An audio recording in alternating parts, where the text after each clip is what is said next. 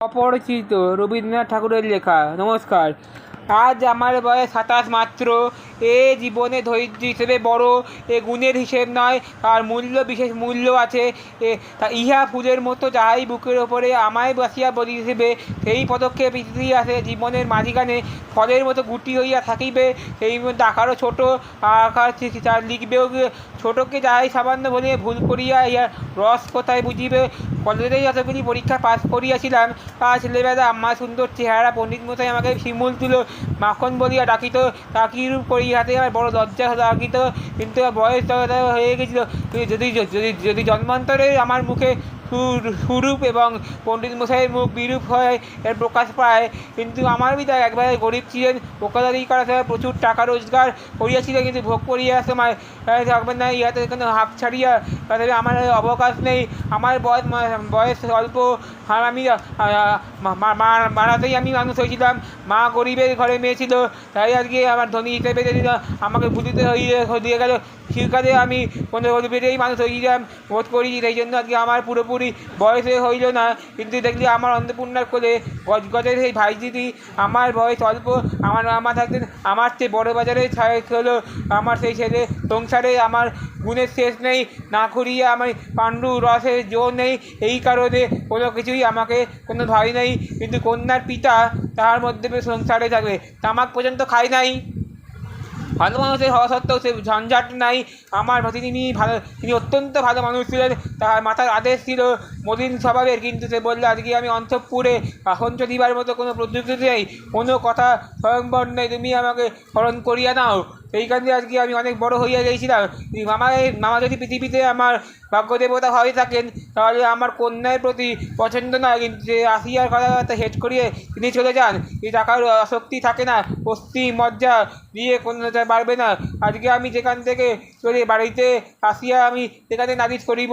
আমার বন্ধু হরিশ বলল, তুমি কিছু করো, তুমি আমাকে আমার মন উত্তাল করিয়া দিল। সে বলিল, ও মেয়ে, তুমি আমাকে একটা খাস লোক আছে, কিছুদিন পূর্বে MA পাস করিয়েছিলাম, যতদূর পর্যন্ত ধুধু করিয়া আছে, পরীক্ষা নাই, উমেদারি নাই, চাকরি নাই, নিজের বিষয় একবার চিন্তা নাই, শিক্ষা নাই, ইচ্ছাও নাই। চাকরির মধ্যে আছে মা এবং তার আছেন মামা।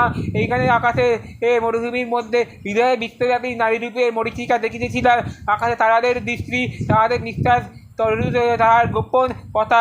এমন সময় হরিশ বলিল, যদি মেয়ে হয়ে থাকে আমার শরীর মন থাকবে, কিন্তু আমাকে কালুতি করবে না।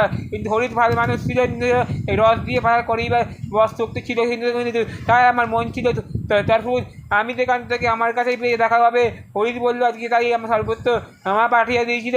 তাই আজকে মেয়ের কাছে বাপের খবর নিয়ে গেছে, তিনি ওই টাকা চান না। এই বংশের লক্ষ্মী মেয়েটি মঙ্গল ঘাটে ভারী জব ছিল, তা শুনিয়ে বলিতে হয়।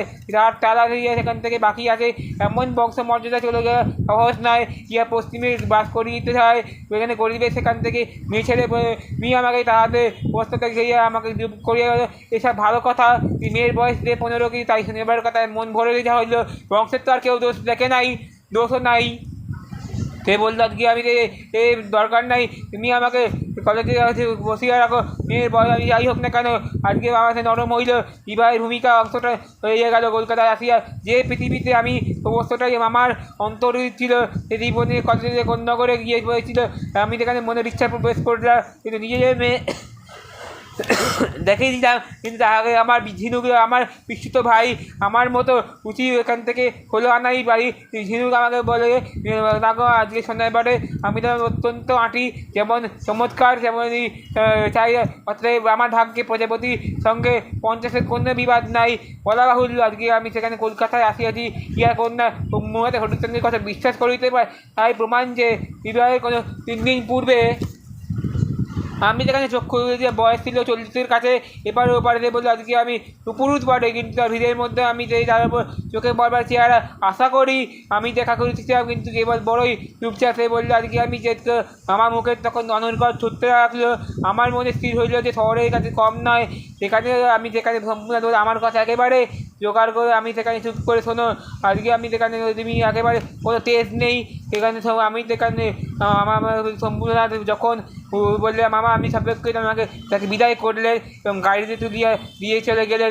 পরে সেখানে মামা নিজেকে সম্মান করিয়া থাকিতে পারে, কথাবার্তায় কোনো কিছু ফাঁকি রইল না। সেখানে টাকা লেগে গেছে, সেখান থেকে চুপ হইয়া গেল। আজকে আমি সেখানে জানতাম যে দেনা পাওনা স্থির হইল। মনে জিজ্ঞাসা করলাম এই শুরল অংশটা বিবাহের জন্যই আজকে আশার ধ্বংস করে। আজকে আমি সেই পাকা টাকা দিয়ে সমস্ত সংসারের প্রার্থনা গর্বের সেখানে এরকম আমাদের কোনো সম্ভাবনা নেই, আমাদের কোনো অভাব নাই, পণ্যের অভাব নেই আমার সংসারে। যে দেখে কিন্তু বাসুক বা মরুক গায়ে হলুদ আমি সেই এত কাল রূপে এখান থেকে বসিয়া আছি। তাদের কি হয়, তাদেরকে বিদায় করিতে তাদেরকে নাকাল হইতে হয় এবং স্মরণ করিয়া মা একযোগী বিস্তার হইলেন, ব্যান্ডবাসী হইল। আজকে আমি একসঙ্গে নিষেধ করেছিলাম, আজকে আমি সেখানে বিদায় করিব। আমি যে ঝরুয়া শরীর থেকে বাইর করলাম, এখানে আমার ভারী চমৎকার সোনার গয়না পাইলাম, তাদের ভাবি জামাইয়ের কত মূল্য হলো সেটা কোনো দরকার নাই। আজকে আমি চুপ করে শ্বশুর বাড়িটির সঙ্গে মোকাবিলা করিতে গেলাম। এখানে বললাম আজকে জায়গা আছে, সেখানে সাংকুলার নাই, কিন্তু অন্তত অন্যরকম ইয়ার পরে সেই সম্পূর্ণ ঠান্ডা হয়ে গেল, সে মুখ কোনো কথাই নয়। এ বললো আজকে আমি সেখান থেকে টাকা পয়সা মিসকাল বিপুল ছড়িয়ে তার একটা উকিল নেওয়াতে নম্রভাবে বললো কত কত পাচক হইয়াছিলাম। আজকে প্রত্যেকবার আমি চুপচাপ বসিয়াছিলাম, আমি কিছু ওই পাশে হইতাম। আমি সবার কাছে গিয়ে মামা বললো আমার পাশে রাখিয়ে এসেছি, সে গেল কোথায়? এ বললে আমি সম্ভবত আমার ধসিয়ে আসবে, সবারই সে হাসানো হচ্ছে, ব্যাপার কাটা হচ্ছে। সকালে আমি কোনো মানুষের জীবনে একটা কিছু লক্ষ্য থাকে, একমাত্র লক্ষ্য ছিল কোনো মতো একে কিছু থাকাবে, কারণ ভয় নাই। আমি গয়না নিয়ে আসবো, বিবাহ হয়েছিল এখানে বলতে টাকা পয়সা মামা দেওয়া নেই আমার মুখে, সেই জন্য বাড়িতে আমি থাকিবে না, পাশের ঘরে বলে মামা আমি এক তক বসে ধরিয়া দাড়ি পাতলায় কস্তি পাথরে হয়ে আছি। তো মুরাদ বললেন আমাকে বলো, যেমন মামা বলেছেন বিবাহে কিছু করবে না, আমি গানের বসে গয়না চুরি করে দেখবো, এখানে তুমি কী বলো? আমি মাথা হেড করে চুপ করে বসে রইলাম। মামা বলে আজকে আমি চুপ করো, যা বলছি তাই শোনো। তো মুরাদ তাই সব কথা বলা হয়ে গেল, নিজে বলবেন তাই হইবে, সম্বন্ধে আমার কিছু বলবার নাই। আমি একটু খান্নারি বা সম্মত হয়ে গে, এ কথা আমার সম্পূর্ণ অধিকার।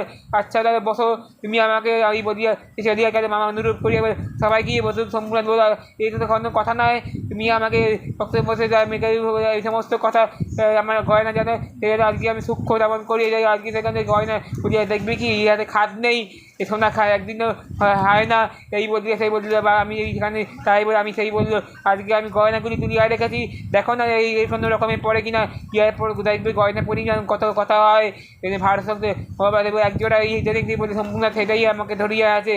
এখান থেকে আজকে এই সাময়িক আছে আমার মামার বাড়িতে চলে আপনাকে রাখিয়া দিন। মামা সেটাকে লকিয়ে দিল, আজকে আমি পারবো না। এখানে বললো আজকে আমি আমার চুপ করিয়া বসে রইল, আমি ঠিক থাকবো না। এখানে আজকে আমি সবাই চুপ করিয়া বসে রইলাম, এখানে চুপ করে বসে রয়েছি। আজকে বসো গিয়ে যাও, আজকে আমি তোমাকে আপনাদের খাও এরকম করে থেকে মনে করি মা তুমি আমাকে এই ভালো মাংসের ধারা একটু বেশি বলি যাই রোধ করেছিলাম। আয়োজন অনারম্বর ছিল, রান্না করা বেশি রকমের পরিষ্কার খাবার দাবার এখানেই তপ্ত হইয়াছিল, খাওয়া দাওয়া খুব খাইয়াছিল। মা বললেন আজকে আমি কেমন করিব এই সম্বন্ধে আমার কোনো মাথায় তিনি উপেক্ষা করেন না। তিনি আমার দিকে বলে তুমি চুপ করে বসিয়া তুই দোষ না আছে, এ বললে আজকে স্বরূপ করবে আমি যেখানে আমার পক্ষে অসম্ভব। এরকম করিয়া বললে আজকে আমি অনেক কষ্ট হচ্ছে, আমার ধনী তাই না আমি আয়োজন করিয়েছি, এই ক্ষমা করবেন রাত হইয়া গেছে, তাই আপনাকে এখানে কষ্ট দিতে পারি না। মা বললেন আমি চলুন, আমি সবাই প্রস্তুত আছি। তো মুনাদ বললেন আমার বাড়ি গাড়ি করে দিন, তাহলে আমি সেখানে চলে যাই, আমি সেখানেই থাকবো। এই ইচ্ছা করবে যে আজকে আমি সেখানে চলে গিয়ে আমার কন্যায় গয়না চুরি করবে, যার মনে হয় নাই তাদের কথা বলে আমার কথা বলার কোনো আবশ্যকতা নাই, এই কথা প্রমাণ হয়ে গেছে এমন নয়। সে বললো আজকে আমি যে জিনিসপত্র লইয়াছি, আজকে আমি সেই চলিয়া গেলে বাড়ি ফিরিবার তোমাকে বললে আজকে আমি অভ্রের মতো আকাশের তারাদের মতো আপনাদের দোষ দিতে পারি। এখান থেকে তুমি আমাকে সেই মহানির্মাণ লাভ করিয়াছ, এমন করিয়া বাড়ির সকলেই আগুন কন্যার পিতা সেখানে তোমার এই চরণের রেখা হাসিবে। সে বললো তোমার মেয়ের বিয়ে দিয়ে দিন এবং সেখানে মেয়ের বিয়ে হইবে, এরকম ভয় নেই, কিন্তু শান্তির উপায় আছে কি? সে বললো আজকে আমি সেখানে বললো আজকে তোমার বাবা বিয়ে নষ্ট হয়ে গেছে। সে বললো আজকে আমি সেই বরযাত্রী আশা বোঝা গেছে যে আসলে বিবাহ আমাদের ফাঁকি দিয়া খাইবে না, এখান থেকে অশুদ্ধ হইবে। আসিয়া এবারে আমি থেকে চলে গেলাম, বিবাহের পরে সে বললো করিবে, বলে অত্যন্ত গেল, কিন্তু আজকে আমি হিতাকাঙ্ক্ষী কি বুঝিবে, তিনি আমাকে তামাশা করিবে বাকি আছে, আর কিছুই নাই। বলা বাহুল্য আমি খুব রাগি, রেগে গেছিলাম, কোনো কোনো গতিকে জব্দ করিয়াছিলাম, আমাদের কাছে থাকিবে না, এখান থেকে আমি সে করে কামনা করিতে থাকি, কিন্তু আক্রোশের কারো পাশাপাশি একটা স্রোত হইয়াছিল, এবার আজকে আমি সমস্ত মন তাকে দিচ্ছি, আর কিছুতেই তাকিয়ে পারবো না, সেবার আজকে আমি সমস্ত হৃদয়ে সরিয়ে দিই, আমি কল্পনা রসে সেই কল্পনা সেই বসে সমস্ত ফুলের অভাব নেই আছে, সমস্ত হাওয়াই সেবার গন্ধ নাই, পাতা নাই, এবারে একটা অপেক্ষা, সেই অপেক্ষা শুনিয়া অসীম ধৈর্য বলে এতদিন পর সে সন্ধ্যার প্রতি আমি সেই ঝিনুক দাঁড়িয়া তার বসিয়া আমার কাছে চুপ করিয়া বসিয়া দেখো, সেই রূপ বড় আশ্চর্য, না দেখিবে তার চোখে দেখিতে পারবে না, সমস্তটাই অস্পষ্ট হইবে, আমি কিছু বলবো না, সে বললো চুপ করিয়া বসো, এই জন্য মন নিয়ে সেদিনকার মতোই হয়ে গেল, সে দীর্ঘ নিঃশ্বাস ফেলিয়া বললো, আজকে নিয়ে আমাকে সেই ফটোগ্রাফি নিয়ে গেল, পছন্দ করিবে বই কি, কারণ নাই, কিন্তু আমার মন বলে যে ছবি তার কোনো একটা বাক্সের মধ্যে তুলে রাখে, এই ঘরে কিছু আগে এক একদিন নিরা দুপুরবেলা সে দেখতে আসবে, আমার সেই ছয়টির মধ্যে কী হবে, কি তার মুখ দিয়ে এসে রাস্তা থেকে পড়বে, হঠাৎ বাহির হইয়া গেল।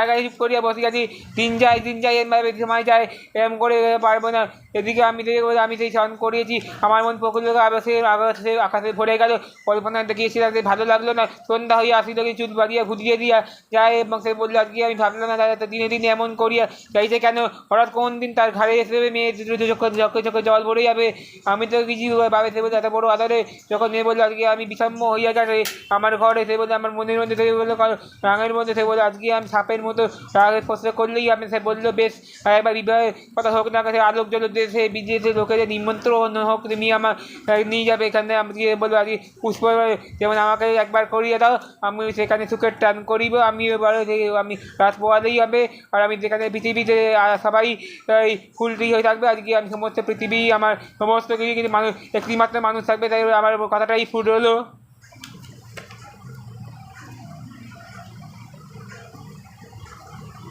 কিন্তু কিছু কথা ফুরলো না, সেদিনকার অপরান্ত হয়ে গেছে, সেখানে আর কিছু বিরোধ করি নাই, এই দেশে কিছু করতে হয় নাই, আজকে আমি সেখানে হাঁটছিলাম না, আমাকে বলে ঘুমাইতেছিলে, আজকে আমি তার মাথার মধ্যে প্রকাশ বললে আমি সেখানেই আসিয়াছি, আমি রাতে জাগো, তুমি আকাশে তারাগুলিকে যে আছে, এই তো আকাশে অস্পষ্ট তারা থাকিবে, কিন্তু আমি বহুদূর পরে দেখা যাবে, কিন্তু ঘুমাচ্ছিলেন না, ঘুমেছি সাদা পর্দা করিয়া বসে আছে, আজকে আমি যেন আমার স্বপ্নের আলো সবুজ মিটমিটে আলো থাকবেই না, থাকার মধ্যে হইয়া গেছে, এমন সময় পৃথিবীর অদ্ভুত হইয়া গেছে, শিগগিরই চলো আয়, এই গাড়িতে আর জায়গা আছে কি না, এর মধ্যে আমি যেখানে বললো আজকে আমি মধুরভাবে এমন করিয়া, সে বললো আজকে আমি সে নির্ভুক্ত হইয়াছি, চলো এই কেবল মানুষের শুকনো গলা, তাই তো শুনিয়ে আসি চিরকাল গলার স্তর সত্য, কিন্তু বড় কম নয়, মানুষের মধ্যে যে অর্বাচীনে আমার হয় মনে হয়, তার মধ্যে চেহারা আমি গরিবে খুঁজলিয়া দিদি, কিন্তু চলো আজকে আমার বসিয়া রইল, আমার চোখের সামনে কোনো মূর্তি ছিল না, কিন্তু আমার হৃদয়ে ছিল সেই একটাই অচেনা সুর, কিন্তু এই নিমিষের মধ্যে আমার চিরচরিত সেই থাকিয়া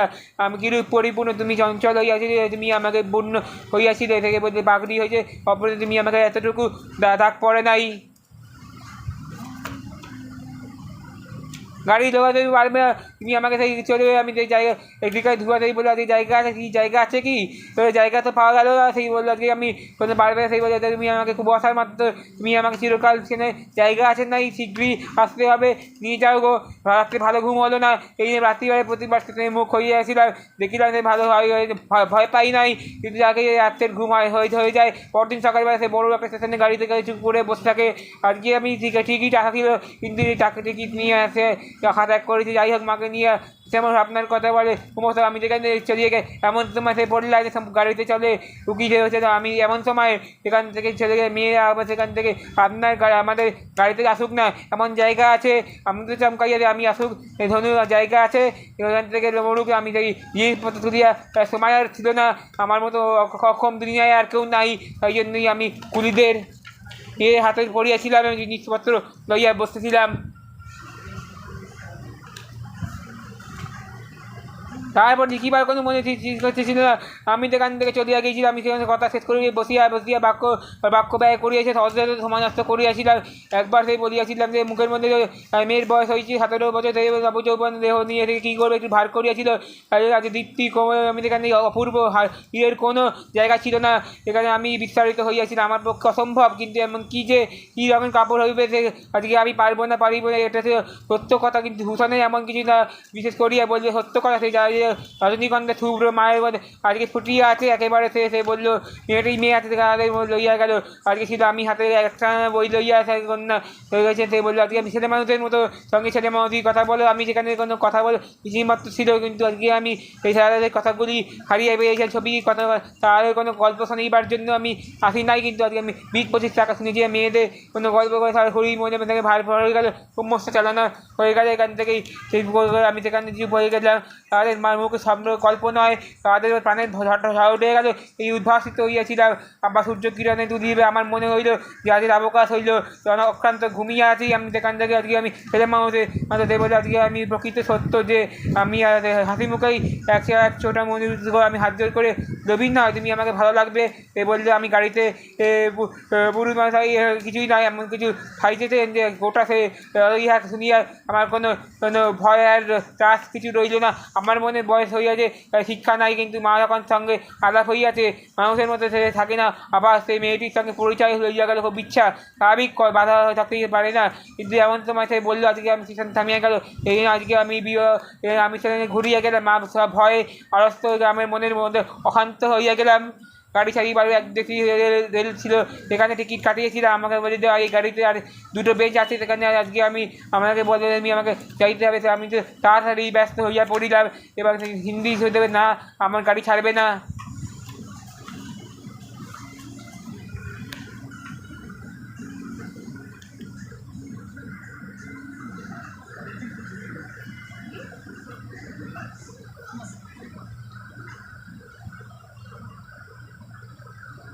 অপরিচিত রবীন্দ্রনাথ ঠাকুরের লেখা। নমস্কার।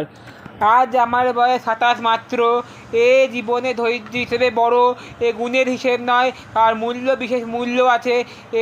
ইহা ফুলের মতো যাহাই বুকের ওপরে আমায় বাসিয়া বলিবে, সেই পদক্ষেপ ইতিহাসে জীবনের মাঝিখানে ফলের মতো গুটি হইয়া থাকিবে। সেই মধ্যে আকারও ছোট, আকার লিখবেও ছোটোকে যাহাই সামান্য বলিয়া ভুল করিয়া ইহার রস কোথায় বুঝিবে। কলেজেই যতগুলি পরীক্ষা পাস করিয়াছিলাম, ছেলেবেলা আমার সুন্দর চেহারা পণ্ডিত মশাই আমাকে শিমুল তুলো মাখন বলিয়া ডাকিত, তা কিরূপ করি হাতে আমার বড় লজ্জা ডাকিত। কিন্তু বয়স হয়ে গেছিল, যদি যদি যদি জন্মান্তরে আমার মুখে সুরূপ এবং পণ্ডিত মশাইয়ের মুখ বিরূপ হয় এর প্রকাশ পায়।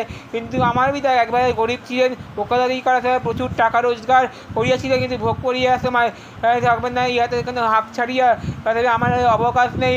আমার বয়স অল্প, আর আমি